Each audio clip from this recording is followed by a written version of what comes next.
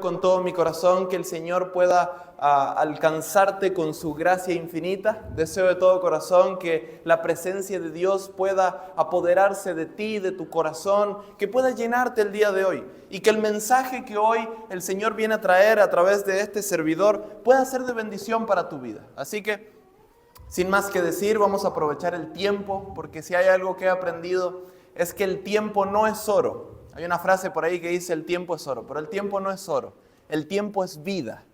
Y la vida que no se aprovecha, se pasa y se pierde. Y el día de hoy nosotros queremos aprovecharla, ¿verdad que sí? ¿Sí? Vamos a hacer lo que mejor sabemos hacer y es hablar con Dios, así que oremos. Querido Padre, querido Dios, alabamos tu nombre, Señor, y te damos gracias por habernos dado la oportunidad de estar aquí en tu casa de oración un día más. Gracias, Señor, por haberme escogido como vocero tuyo, como mensajero tuyo, Señor. Mas, sin embargo, reconozco que soy indigno de estar en este lugar. No soy digno de estar ante tu presencia, Señor. No soy digno yo de abrir tu palabra y revelar tu mensaje, Señor. No soy digno, Padre. Pero tú me has escogido a mí, Señor, y hoy quiero darte este lugar y esta oportunidad a ti, Señor. Sé tú el que nos hables el día de hoy. Manifiéstate, Señor. Queremos ver un milagro el día de hoy. Queremos ver tu gloria en este lugar resplandeciente en cada uno de nosotros, Señor. Apodérate de nuestros corazones. Apodérate de los corazones que nos están viendo a través de los medios, que nos van a ver en un futuro, Señor. Que tu Espíritu Santo pueda atravesar todas las barreras que nos impiden estar contigo, Señor. Bendice a cada uno de los oyentes. Bendíceme a mí, Señor. Unge mi cabeza con aceite y que el mensaje que hoy se viene a traer, Señor, sea inspiración plenamente de tu Espíritu Santo. Confiamos en ti, Señor, porque no oramos en nuestro nombre el día de hoy, sino que oramos en el nombre de nuestro amante Salvador, Cristo Jesús. Amén. Yo quiero iniciar, la verdad, preguntándome lo siguiente. Y es algo que me lo pregunto muy a menudo, es algo que me lo pregunto muy seguido. ¿Por qué será que los cristianos a veces sufrimos tanto? ¿Hay alguien aquí que alguna vez haya derramado una lágrima caminando con el Señor? Levanta tu mano derecha si has derramado una lágrima caminando con el Señor. Levántala, pero quiero verla. Bien, hay que ser sinceros, hay que ser honestos. Yo me pregunto, ¿por qué será que el cristiano... ¿Por qué será que la cristiana, el siervo y la sierva de Dios, por qué será que siempre padecemos de dolor? ¿Por qué será que el siervo de Dios, la sierva, el instrumento, el joven, aquel que dice, yo quiero adorar a Dios, yo quiero servirle, yo quiero serle fiel? ¿Por qué será que una y otra vez siempre caemos en el mismo pozo de angustia? Mi abuela me decía que los seres humanos somos los únicos animales que tropezamos siempre con la misma piedra. Eso me decía mi madre, ¿verdad? Es decir, ni los animales son tan torpes como nosotros. Los animales ven un pozo y lo esquivan, lo saltan. Yo veo mi gato, es súper ágil y audaz, astuto. Y nosotros siempre volvemos a caer en el mismo pozo. Y Eric, yo no encuentro la respuesta, dímela tú. ¿Por qué será que siempre caemos en el mismo dolor? ¿Por qué será que los cristianos, teniendo un Dios tan grande, siempre padecemos de la misma enfermedad, del mismo dolor? ¿Por qué será? Yo les voy a contar una historia el día de hoy. Una historia comúnmente en el cristianismo, una historia bastante conocida para muchos de nosotros. Y es la historia sobre el gran conflicto. Como buenos cristianos, muchos de nosotros sabemos que el conflicto entre el bien y el mal, el conflicto entre Satanás y Dios, la luz y las tinieblas, no surgió aquí en el mundo. Primero surgió ¿dónde? ¿En el cielo? Surgió en el cielo. Resulta que Dios, en su inmensa soberanía, omnipotencia, Dios creó un montón de mundos, un montón de seres, entre uno de ellos los ángeles. Pero nosotros no somos los únicos habitantes. En este universo de hecho hay millones y millones de galaxias. ¿Alguien sabe cómo se llama la galaxia en la que estamos? ¿Vía Láctea? ¿Sí? Esa es la galaxia en la que estamos. Hay millones de galaxias, hay miles, cientos de miles, no es la única. Dios ha creado seres por todos los rincones de este universo. Es algo que nuestra mente no lo puede entender. Nosotros somos tan pequeñitos al lado de Dios. Nuestra mente no puede entender la grandeza y la omnisciencia, la soberanía, la omnipotencia de Dios. Y resulta que un día en el cielo, la Biblia de hecho nos habla de 3 cielos. Nos habla primeramente del cielo atmosférico, que es el cielo donde nosotros estamos, es el cielo aquí que no pasa de esta atmósfera.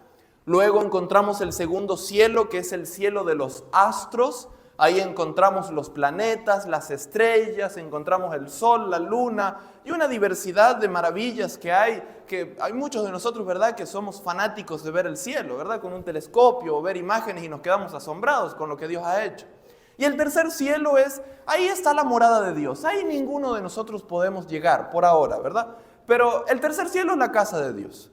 Y resulta que en este tercer cielo, en la casa de Dios, Dios había creado ángeles, y entre uno de ellos había creado un ángel especial y le había dado un ministerio hermoso, el ministerio de la música. Él se encargaba de liderar el coro celestial, las alabanzas del reino de los cielos. Y si yo me gozo, mis queridos hermanos, con el canto que los hermanos acaban de hacer, que el canto se llama, ¿cómo se llama? ¿Alguien me ayuda? ¿El Dios de cómo? De lo imposible. Yo le pregunto, ¿alguien cree que tenemos un Dios de lo imposible, sí o no? ¿Sí? No, pero parece que no. Pregunto de nuevo. ¿Usted cree que tenemos un Dios de lo imposible, sí o no? Gloria a Dios. Yo me imagino, si yo me gozo con las alabanzas aquí, no me quiero imaginar lo que va a hacer en el reino de los cielos. Resulta que una vez había este ángel que resulta que empezó a tener un pequeño de sentimientos un poco malitos ahí en su corazón y vio de repente a otro ser divino, hermoso, sentado sobre un trono llamado Jesús y le empezó a tener un poquito de celos, de envidia, empezó a querer ser como él, empezó a querer tener el lugar ahí en el cielo y se le empezaron a despertar malos sentimientos. Un poco de orgullo, un poco de envidia, un poco de competencia. Fue competente este ser llamado Lucifer, ¿verdad? Se le han otorgado diferentes nombres, ahora vamos a ver un poquito de eso. Pero resulta que ahí fue donde se desató el gran conflicto. Y dice Pablo que nosotros hemos venido a ser espectáculo de este mundo, y la palabra original griega nos lleva a una mejor comprensión que no es mundo, es universo. Somos literalmente, vamos a 1 Corintios, porque vamos a descubrir que somos espectáculo a este universo. Acompáñame, 1 Corintios capítulo 4. 1 Corintios capítulo 4. Espero que hayan traído sus Biblias y que hayan traído las manos listas, porque el día de hoy las vamos a usar. El día de hoy vamos a buscar muchos textos bíblicos, así que si hay alguien que no está muy familiarizado con la palabra de Dios, le invito a alguno de los líderes que se acerque para poder ayudarle, porque vamos a utilizar la Biblia el día de hoy. 1 Corintios capítulo 4. ¿Alguien está conmigo? Miren lo que dice el versículo 9. Noten las palabras de Pablo. Dice, versículo 9, porque según pienso, Dios nos ha exhibido a nosotros, los apóstoles, como postreros, como a sentenciados a muerte. Y ahora viene lo interesante, dice, pues hemos llegado a ser espectáculo al mundo, a los ángeles y a los hombres. Qué interesante. Cuando Pablo aquí dice que hemos venido a hacer espectáculo, la mejor palabra que se traduce ahí, hemos venido a hacer un teatro, prácticamente es lo que está diciendo Pablo. Es decir, hemos venido a hacer un teatro prácticamente. ¿Y para qué hemos venido a hacer un teatro o un espectáculo? ¿Qué dice? Al mundo, a los ángeles y a los hombres. Pero la palabra griega que se utiliza para mundo aquí no precisamente es la palabra mundo, es la palabra cosmos. Y tenemos a nuestro pastor aquí que nos puede confirmar esto. La palabra griega aquí original es la palabra cosmos. Y la palabra cosmos se traduce mucho mejor a universo, no precisamente a mundo. Es decir, cuando Pablo aquí está diciendo, hemos venido a hacer un espectáculo al mundo, ¿qué es lo que está queriendo decir? Hemos venido a hacer un espectáculo al universo. ¿Y qué más dice? A los ángeles y a los hombres. Es decir, ¿qué está queriendo decir Eric? Que tú y yo estamos en medio de somos el espectáculo de un universo entero y el universo entero nos está viendo todo lo que sucede aquí. Sí, este lugar, este planeta Tierra, literalmente es donde se deposita todas las fuerzas del bien y todas las fuerzas del mal. Pero como mencionaba recién, el conflicto no inició aquí. Inició en los cielos. Y para poder entender más a detalle, quiero que me acompañen al libro de Isaías. Vamos a abrir el libro de Isaías, capítulo 14. Vamos a ver qué dice la palabra de Dios. El día de hoy tenemos un mensaje increíble para los jóvenes, así que los animo a los jóvenes a que estén bien atentos, bien receptivos. Los invito a los adultos, a las personas que nos están viendo a través de los medios, de las redes sociales. Los invito a que si quieren tomar nota, un lapicero, si quieren estar ahí presentes. El día de hoy Dios va a hablarnos grandemente. Nos va a quitar la ceguera de nuestros ojos, las vendas de los ojos. ¿Estás conmigo? Isaías capítulo 14. Isaías capítulo 14 dice, en el versículo 12 vamos a leer todos juntos.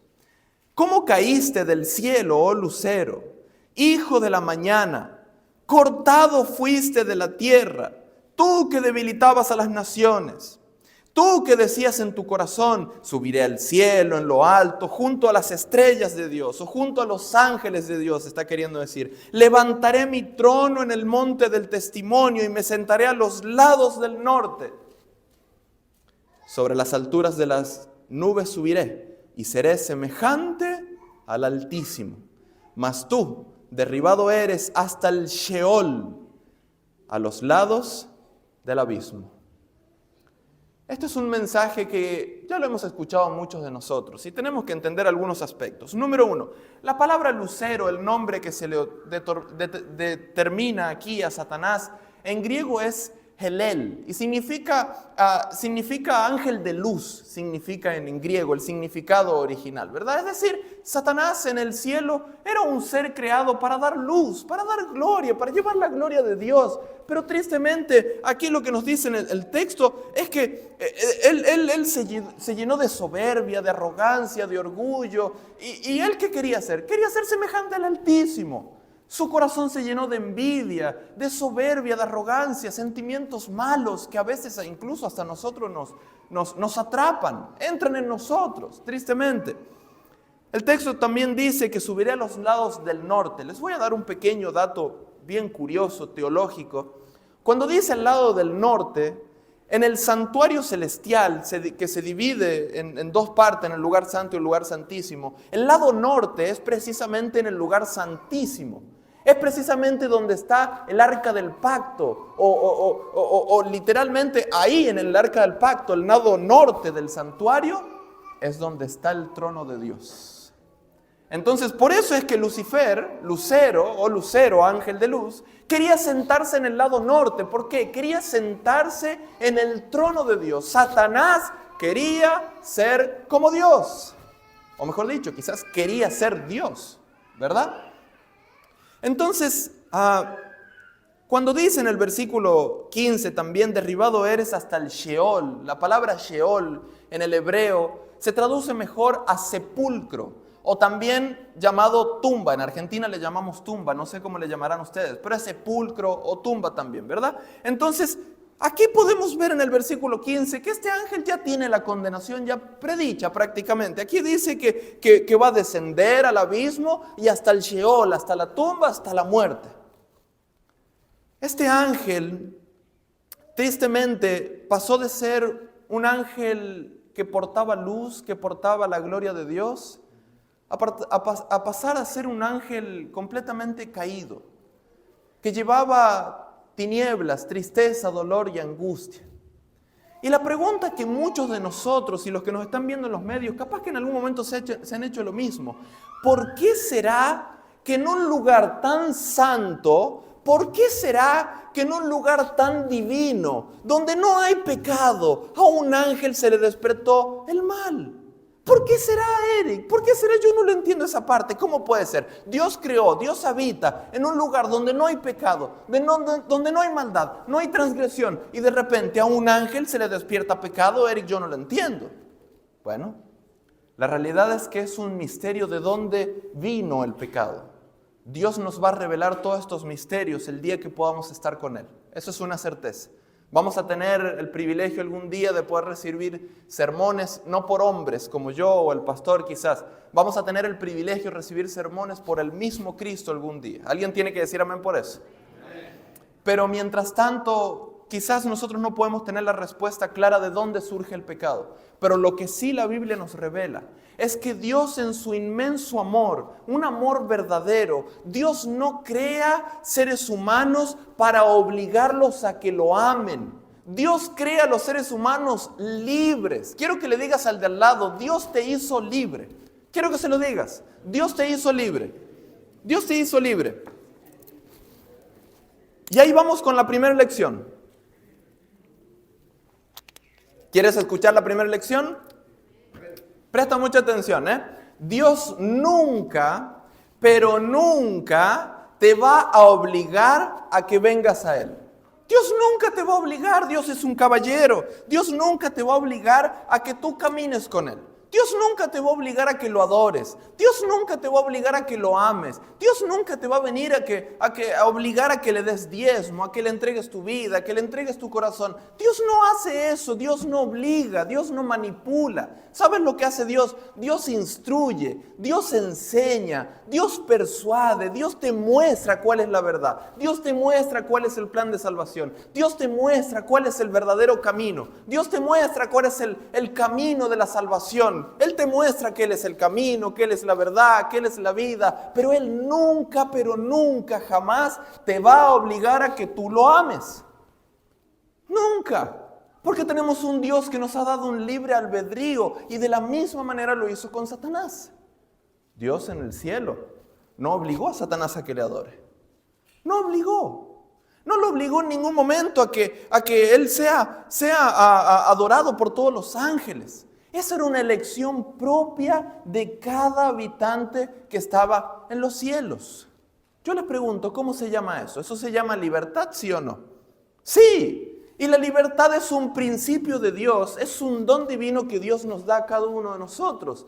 La libre elección, nosotros somos libres de elegir a cada uno a quien queramos adorar, a quien le queramos rendir nuestra vida, ¿verdad? Entonces, por eso fue que Satanás se le despertó ese mal, porque no quiso adorar a Dios, sino que quiso ser como Dios. ¿Cómo van hasta ahí? ¿Están bien? ¿Sí? ¿Continuamos o lo terminamos ahí? ¿Continuamos? ¿Sí? Vamos a Juan capítulo 16. Acompáñame a Juan, vamos a confirmar este hecho.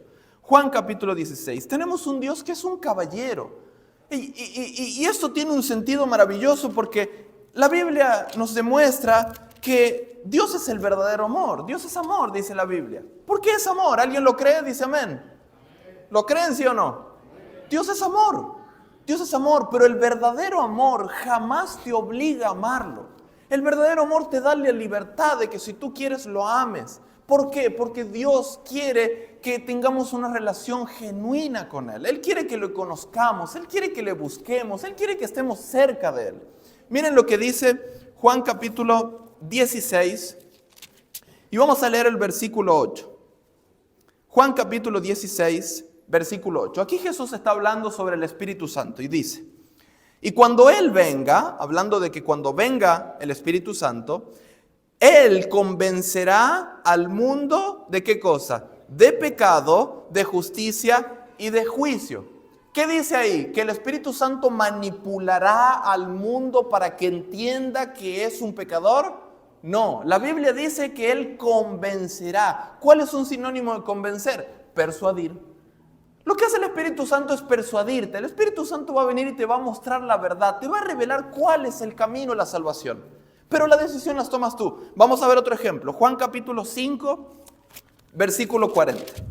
En el versículo 39 nosotros encontramos una cita bien conocida. Juan capítulo 5, versículo 39. ¿Estás conmigo? Dice: escudriñad las Escrituras, porque a vosotros os parece que en ellas tenéis la vida eterna, y ellas son las que dan testimonio de mí, dijo Jesús. Versículo 40. Y no queréis venir a mí para que tengáis vida.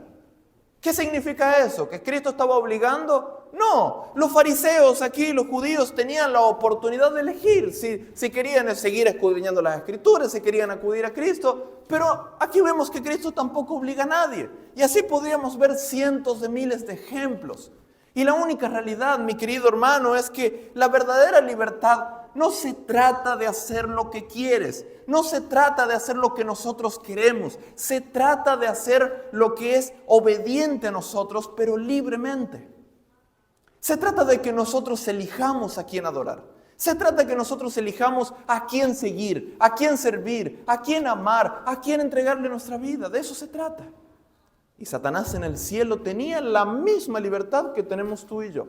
Satanás en el cielo eligió poner su orgullo, ponerse a él en primer lugar, su arrogancia, su soberbia, por encima de Dios. Dice la Biblia que Lucifer era un ángel bello, bellísimo. Acompáñame a Ezequiel capítulo 28. Él era un ángel bello. Él tenía todas las características para él poder llenarse de soberbia. Y muchas veces a nosotros nos pasa lo mismo. Ezequiel capítulo 28. Capítulo 28, versículo 17. Quiero escuchar un fuerte amén si estás conmigo. Versículo 17. Dice: se enalteció tu corazón a causa de tu hermosura. Corrompiste tu sabiduría a causa de tu esplendor. Yo te arrojaré por tierra delante de los reyes, te pondré para que miren en ti. Yo les pregunto, ¿este ángel era bello? Sí, este ángel se llenó de soberbia, de orgullo. Se llenó de orgullo, pero el mensaje aquí principal no es tanto si él era bello, sino cuál era el motivo. El mensaje principal es que Dios nos hace libres, mis queridos hermanos. Dios no nos va a obligar nunca, nunca nos va a obligar. Mire lo que dice Pablo, acompáñenme a Gálatas. Vamos a abrir la Biblia el día de hoy, Gálatas. Vamos a dejar que la Biblia nos hable y que no sea yo. Gálatas capítulo 5. Vamos a seguir confirmando este hecho. Gálatas capítulo 5. La verdadera libertad, mis queridos hermanos.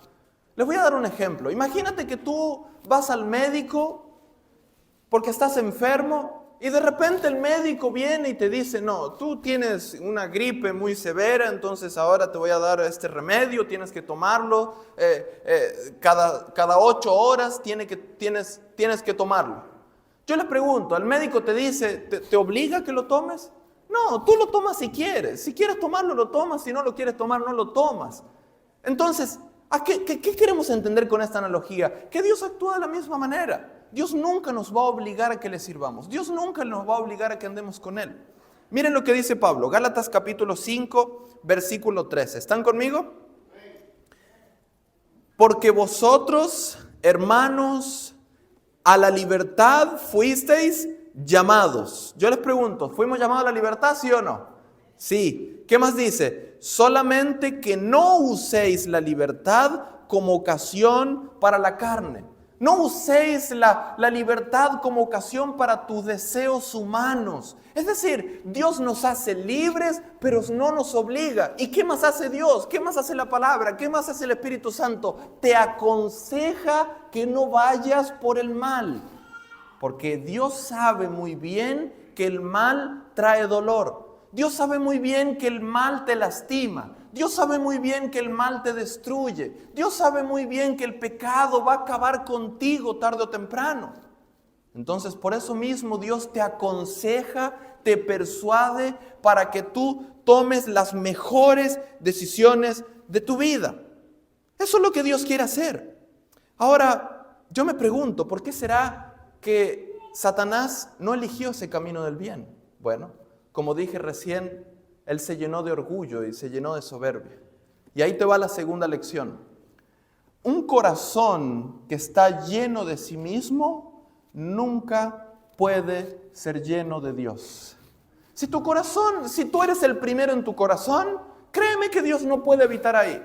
Si tu corazón está lleno de ti, si lo único que haces es pensar en tus deseos, en tus anhelos, y a Dios lo dejas a lo último, créeme que Dios no puede habitar ahí. Yo conozco cientos de personas que vienen y me dicen, Eric, he estado orando porque me siento mal, quiero que Dios cambie mi vida. Y yo le pregunto, ¿ya oraste? Y me dicen, no he orado. ¿Y por qué no oras? Ay, porque yo pienso que es mejor hacer esto y lo otro. Es decir, aquel corazón que primero pone su pensamiento, aquel corazón que primero pone su justicia, aquel corazón que primero decide hacer su voluntad antes que buscar a Dios, ese corazón es un poco orgulloso. O en otras palabras, es autosuficiente. Y la autosuficiencia es hermana, gemela del orgullo. La autosuficiencia va de la mano con el orgullo, mi querido hermano. ¿Cuán autosuficientes somos nosotros a veces que tenemos un problema y siempre buscamos nosotros resolverlo? En vez de buscar a Dios, en vez de suplicar a Dios. ¿Sabes qué te dice Dios? Clama a mí, yo responderé. Te mostraré cosas grandes y ocultas, cosas maravillosas que tú nunca antes has visto. ¿Y tú qué haces? ¿Clamas a Dios? No, tú lo que haces es buscar tu propia justicia. Entonces, ¿cómo se llama eso? ¿Autosuficiencia? Sí, somos autosuficientes. Entonces, la segunda lección del día de hoy es que la autosuficiencia es una barrera para que Dios actúe en tu vida. Yo le pregunto, ¿hay alguien aquí que está esperando un milagro de Dios? ¿Hay alguien aquí que está esperando que Dios actúe en su vida poderosamente? La autosuficiencia puede ser una gran barrera para nuestras vidas. ¿Lo crees, sí o no? Sí, la autosuficiencia nos hace mal, y no solamente eso, sino que trae consecuencias. Imagínate un árbol grande, maravilloso, hermoso así, con muchos frutos, hojas y demás. Imagínate un árbol que tenga raíces cortas. ¿Qué va a pasar con ese árbol? Que sea así de grande, alto, yo creo que como este templo, y de repente que tenga raíces así de cortitas. ¿Qué va a pasar con ese árbol? ¿Va a durar mucho, sí o no? No va a durar mucho. ¿Por qué? Va a venir un viento y lo va a tirar. De la misma manera es un ser humano que es autosuficiente, que es orgulloso, que no busca a Dios, que no solidifica su vida en Dios. De la misma manera, mi querido hermano. Entonces, la autosuficiencia siempre nos va a llevar a la destrucción. Ahora, yo me pregunto, ¿qué más pasó con Lucifer en el cielo, verdad? Sabemos que fue autosuficiente, quiso su propia gloria, él le tuvo envidia al Señor Jesús. Dice la Biblia que cuando hubo ese conflicto, Satanás comenzó a engañar a todos los ángeles. Empezó a engañarlos para que lo adoren a él y les decía, ustedes son bellos, ustedes también necesitan adoración. Ustedes también necesitan ser adorados. ¿Por qué solamente él recibe la adoración y nosotros no? Y empezó a engañar a todos los ángeles. Yo me imagino el cielo en ese momento cómo estaban. Había muchos ángeles que estaban llorando. Habían muchos ángeles que estaban llorando por todo el engaño que estaba habiendo en el cielo. Dios no tuvo más remedios que desterrar del cielo a todos aquellos ángeles rebeldes. Dios no tuvo más remedio que desterrar a Lucifer y a la tercera parte del cielo, dice la Biblia. Apocalipsis capítulo 12. La tercera parte del cielo, el gran dragón, se llevó a la tercera parte de los ángeles. Fue un día sombrío, lleno de tristeza, lleno de dolor. La creación que Dios había hecho en el cielo, viene este ángel y se los lleva. Y los tiene Dios que desterrar. Imagínense, el resto de los ángeles, seres santos, seres divinos, dijeron, ¡wow! ¿Pero por qué Dios los desterró? ¿Será que Lucifer tenía la verdad? ¿Será que Dios tenía la verdad? ¿Quién tenía la verdad? Y no sabían a quién creerle. Entonces, Dios, después de tomar estas medidas y haber desterrado a estos ángeles, construye el mundo, crea los cielos, la tierra, crea este hermoso planeta. Y de repente estos ángeles caen a este mundo. ¿Y por qué Dios permitió que vinieran a este mundo? Porque Dios tenía que demostrarles a los habitantes de otros mundos. Presta mucha atención porque esto es de suma importancia. Dios tenía que mostrarle a los habitantes de otros mundos. Dios tenía que revelarle a los ángeles no caídos, a la creación suya de este universo, que Dios era justo y que era verdadero, que sus juicios eran verdaderos y que Él era un Dios lleno de amor y lleno de misericordia. Dios tenía que demostrarle a los ángeles que Él y su justicia era verdadera.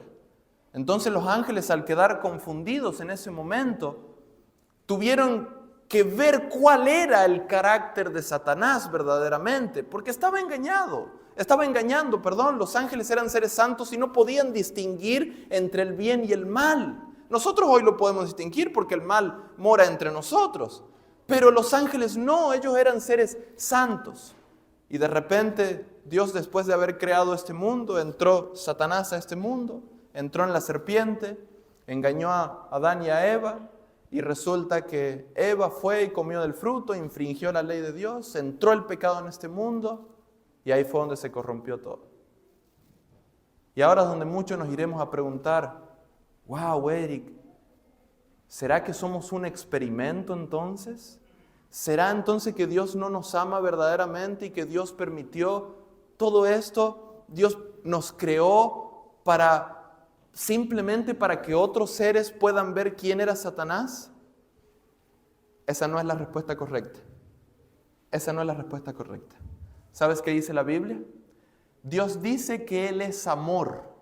Y todo lo que Dios hace, lo hace con amor y lo hace por amor. Entonces, Eric, ¿por qué será que Dios tuvo que permitir que el mal entrara en este mundo? ¿Por qué lo tuvo que permitir? Dios es amor. ¿Y por qué será que entró el dolor en este mundo? La realidad, mi querido hermano, es que Dios siempre estuvo al control de todo. Siempre estuvo al control de todo. Mira, acompáñame a Romanos. Ahí está cerquita. Romanos capítulo 16.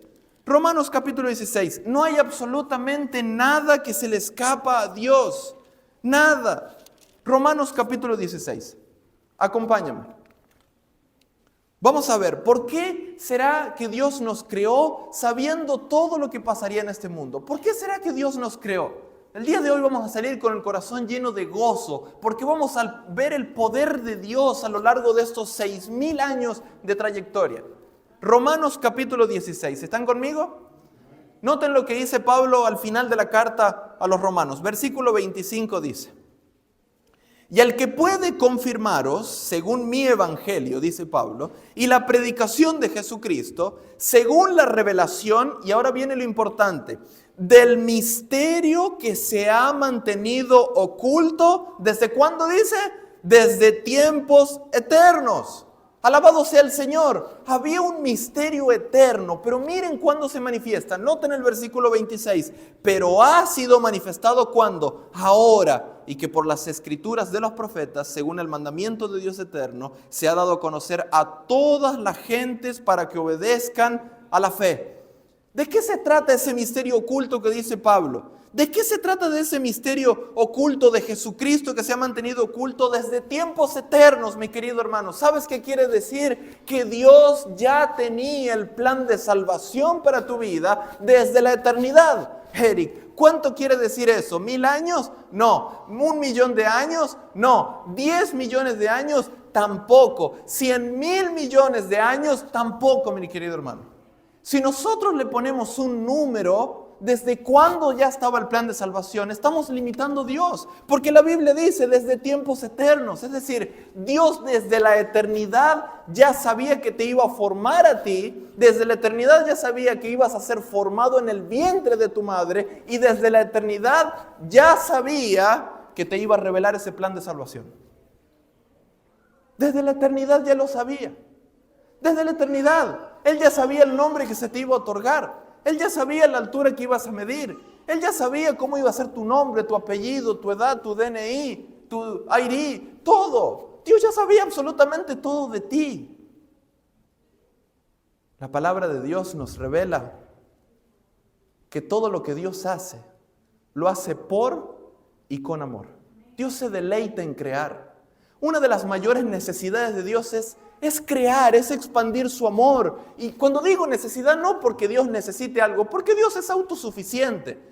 Él es eterno, poderoso, es autosuficiente en sí mismo. Cuando digo necesidad me refiero que Él quiere expandir su amor, expandirlo para cada uno. Entonces dice, yo quiero dar amor porque yo soy amor, dice Dios. Entonces voy a crear. Creo cielos, quiero tierra, quiero el ser humano, creo ángeles, habitantes de otro mundo. Porque Dios se deleita en crear. Es su mayor gozo que tú puedas gozarte de su amor. Es su mayor anhelo que tú puedas tener ese encuentro con Él y recibir su amor eterno. Con amor eterno te he amado, dice el Señor. Es imposible que Dios te haya creado por casualidad. Dios te creó para vivir eternamente, mi querido hermano. Alguien tiene que decir amén por eso. Dios se deleita en crear vida. Todo lo que Dios hace, lo hace para la eternidad. Todo lo que Dios hace, lo hace para que sea para siempre, que sea duradero. Miren, acompáñenme en Génesis 1. Veamos la creación. Cuando Dios creó todo, Él en cada día dice, y he aquí, fue el primer día, y he visto que fue todo bueno en gran manera. Génesis capítulo 1. Vamos a leer el versículo 31. Génesis 1, versículo 31. ¿Estás conmigo? Dice, y vio Dios que todo lo que había hecho, he aquí que era bueno en gran manera. Y fue la tarde y la mañana, el día sexto. Acompáñame a Primera de Juan capítulo 4. Primera de Juan capítulo 4. Primera de Juan capítulo 4. Es imposible que Dios no te ame. Es imposible que Dios te haya traído a este mundo para no salvarte. Es imposible. Dios siempre estuvo al control, mi querido hermano, de absolutamente todo. Primera de Juan capítulo 4, versículo 8. Quiero que lo leamos todos juntos porque este es un texto maravilloso. Léelo conmigo, versículo 8. Dice, el que no ama, ¿qué más dice? No ha conocido a Dios. ¿Por qué cosa? Porque Dios es amor. Alabado sea el Señor. Cada cosa que Dios ha creado es una extensión de su amor. Dios se deleita, se regocija en dar amor. Dios se deleita. Entonces, ¿qué es lo que podemos ver? Que Dios siempre ha estado al control. ¿Quieren que se lo demuestre? ¿Qué sucedió en los tiempos de Abraham? Yo me acuerdo que Abraham, hubo un momento que se iba a destruir Sodoma y Gomorra. ¿Sí se acuerdan? Se iba a destruir Sodoma y Gomorra y de repente llegan a la casa de Abraham y aparecen 3 ángeles. ¿Se acuerdan? Uno de ellos, ¿quién era? ¿Era el ángel de Jehová? Sí. ¿Quién era el ángel de Jehová? ¿Era Jesucristo? Era Jesucristo. Vamos a ver otro ejemplo. Jacob en Peniel. Luego de que él había pasado ya mucho tiempo de estar con su hermano Esaú, y cuando se iban a volver a encontrar, ¿cómo estaba Jacob? Estaba atemorizado porque se iba a encontrar con Esaú, tenía miedo. Y Jacob nunca había tenido un encuentro con Dios. ¿Y saben qué hizo esa noche? Esa noche se postró y se puso a orar, a orar, a orar, a orar. En el monte Peniel. ¿Sabe por qué se llama el monte Peniel? Porque dice, he visto el rostro de Dios. Por eso significa Peniel en hebreo. Es decir, Jacob tuvo un encuentro con Jesucristo, con el ángel de Jehová. Otro ejemplo más, Eric, ¿me puedes dar otro ejemplo? Moisés. Cuando Moisés estaba ante la zarza, dice que le habló Jehová. El ángel de Jehová se le apareció en medio de la zarza y no se quemaba. ¿Quién era el ángel de Jehová? ¿Quién estaba detrás de la llama de fuego, de esa zarza? ¿Era Jesucristo? Sí, ahí estaba Jesucristo, querido hermano. En el desierto, cuando Dios libró a los israelitas, cuando el ángel de Jehová los libró, podemos ver, la escritura nos dice que se abrió el mar rojo, porque el ángel de Jehová lo abrió para que pasaran los israelitas. ¿Y quién cerró el mar luego para que los egipcios quedaran bajo el agua? ¿Quién fue? ¿El ángel de Jehová? Fue el ángel de Jehová. ¿Quién fue la roca en el desierto que les proveía agua? El ángel de Jehová, Jesucristo. ¿Quién fue esa nube que les daba sombra de día? Jesucristo. Era Jesucristo. ¿Quién era esa llama de fuego de noche que les daba luz para que caminaran? Jesucristo. Era Jesucristo. Era el ángel de Jehová. Yo les pregunto, ¿Dios siempre ha acompañado a su pueblo, sí o no? Quiero escucharlo, ¿sí o no? siempre Dios ha estado al control de todo. ¿Quieren que veamos más ejemplos? Gedeón. En los tiempos de los jueces, el pueblo de Dios caía de apostasía en apostasía, apostasía en apostasía. Se había rebelado contra Dios. Y de repente se le aparece el ángel de Jehová. ¿A quién? A Gedeón. Y él se sentía indigno estar ante la presencia de Jesús. Luego a los padres de Sansón se le apareció también Jesús. Yo les pregunto, ¿a Daniel no se le apareció Jesús también? Cuando Daniel fue llevado al horno, a la fosa de los leones, dice Daniel que ahí entró el ángel de Dios, el ángel de Jehová, y le cerró la boca a los leones. Cuando esos 3 jóvenes hebreos, bendito sea el Señor, cuando esos 3 jóvenes hebreos, por serle fiel a su Dios, fueron lanzados al horno de fuego, dice Nabucodonosor, un hombre impío, que vio una imagen como el hijo de los dioses. ¿Por qué? Porque ahí estaba viendo a Jesucristo. Yo les pregunto, ¿nuestro Señor Jesús ha estado con su pueblo, sí o no? Gloria sea al Señor. Ahora yo les pregunto, si la Biblia, palabra fiel y verdadera, si la historia nos dice que Dios siempre ha acompañado a su pueblo, ¿será que Dios no nos está acompañando el día de hoy a nosotros? Alabado sea el Señor. Ese conflicto se ha venido desatando desde hace muchos años. Ya llevamos aproximadamente 6,000 años de trayectoria donde este conflicto se está llevando a cabo. Y la realidad, mi querido hermano, es que queda muy poco tiempo para que este conflicto se acabe. Yo no sé cuál sea tu dolor, querido joven, querido adulto. Yo no sé cuál sea tu problema, pero lo que yo sí te puedo decir es que esto ya va a acabar. Queda muy poco para que esto acabe. Y sabes que Satanás ya está acabado. Él fue acabado en la cruz. Cuando Jesucristo vino y encarnó como hombre, un ser divino, siendo Dios, encarnó como hombre y vino a hacer provisión por los pecados. Vino a entregar su vida, a cargar la cruz que tú y yo teníamos que cargar. Él, sabes que hizo, aparte de ser provisión para nuestra salvación, sabes que también hizo, le pisó la cabeza a la serpiente. Génesis capítulo 3 versículo 15, le pisó la cabeza a Satanás. Aunque Satanás lo mordió en el calcañar, lo mordió en el talón, Dios le pisó la cabeza a Satanás. Es decir, Satanás está acabado, es cuestión de tiempo. ¿Y por qué entonces hay tanto caos en el mundo?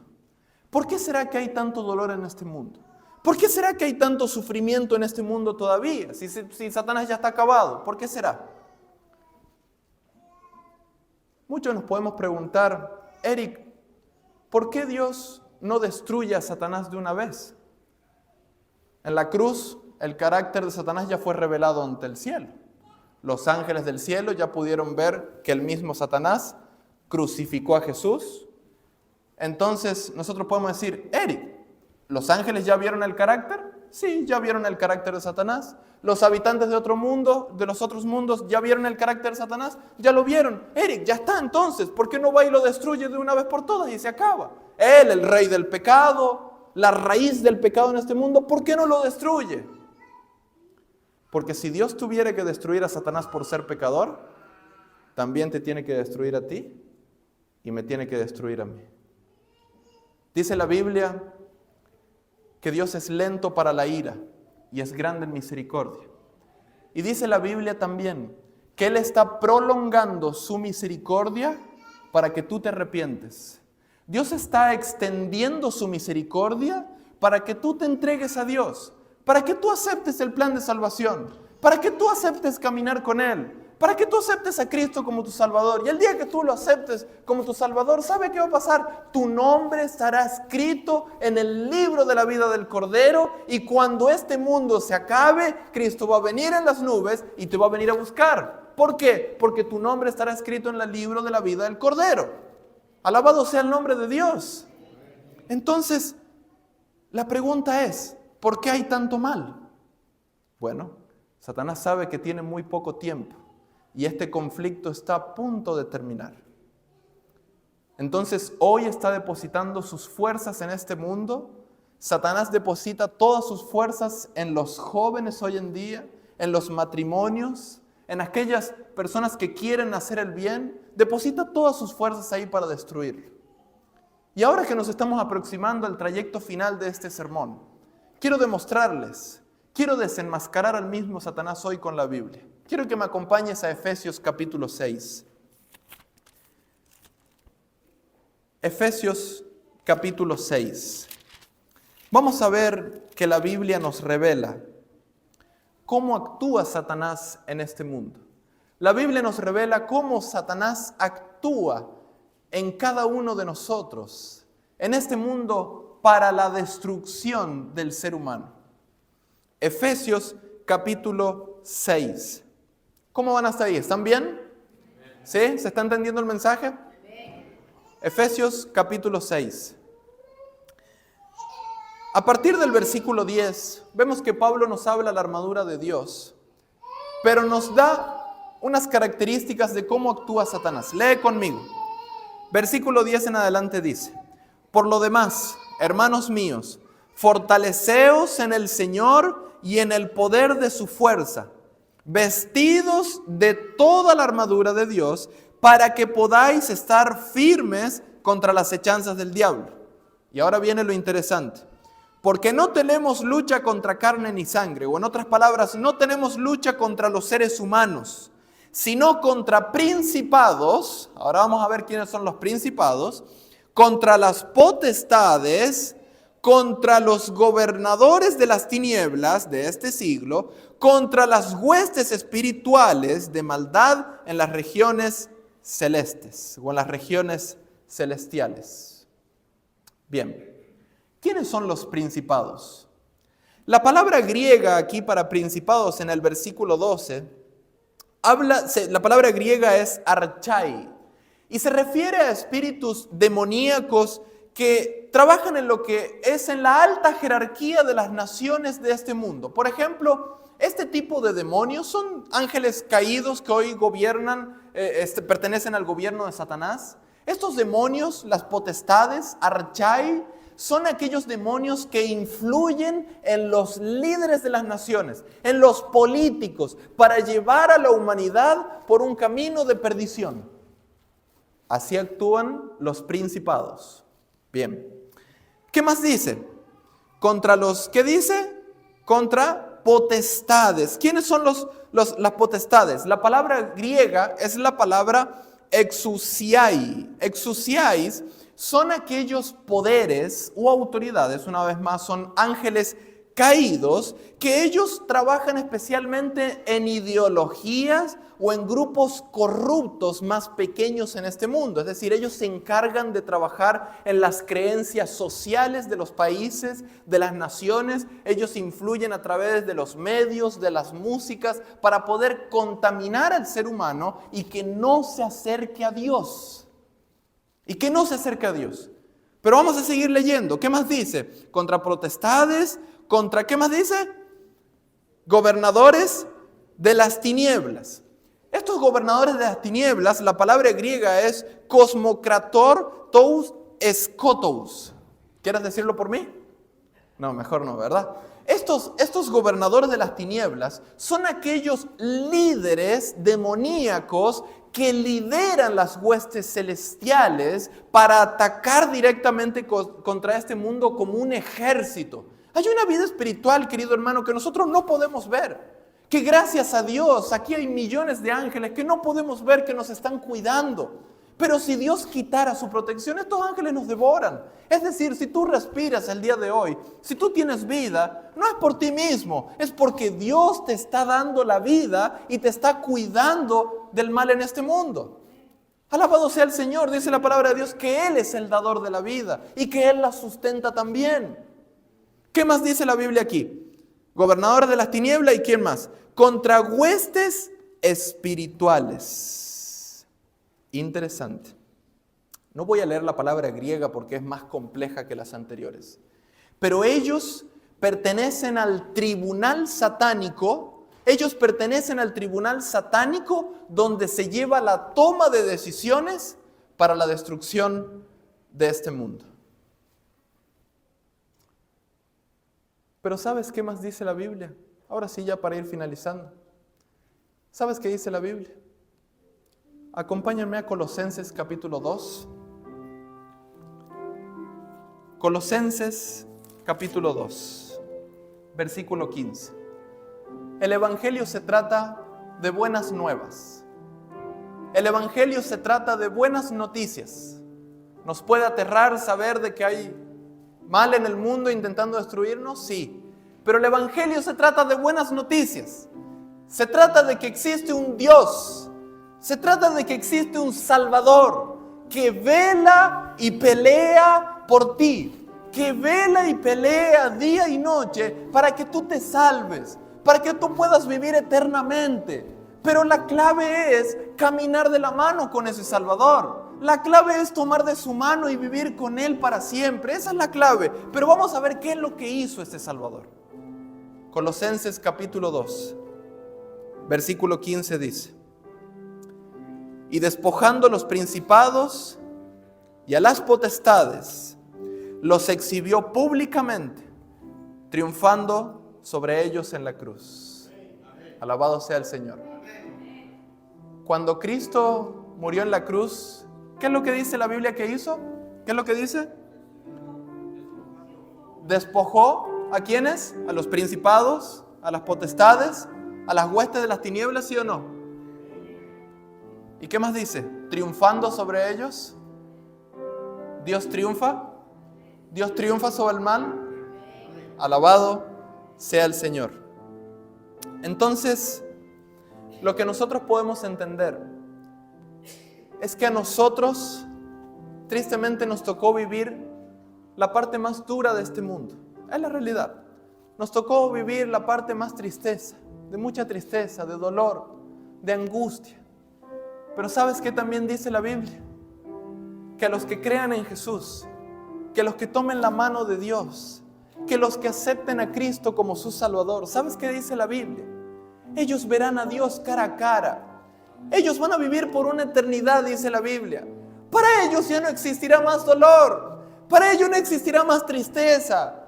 Para ellos no existirá más angustia. Ya está, basta de conflicto. Todo aquel que toma la mano de Jesús, todo aquel que se aferra a su Salvador, todo aquel que dice: Jesucristo, yo te acepto, yo te entrego mi vida, yo quiero caminar contigo. Todo aquel que acepta a Cristo como su Salvador, que lo confiesa con su corazón, que cree para vida eterna, de él emanará vida eterna, dice la palabra de Dios. Y todo aquel que cree en Jesucristo tiene vida eterna. ¿Lo crees como yo lo creo, sí o no?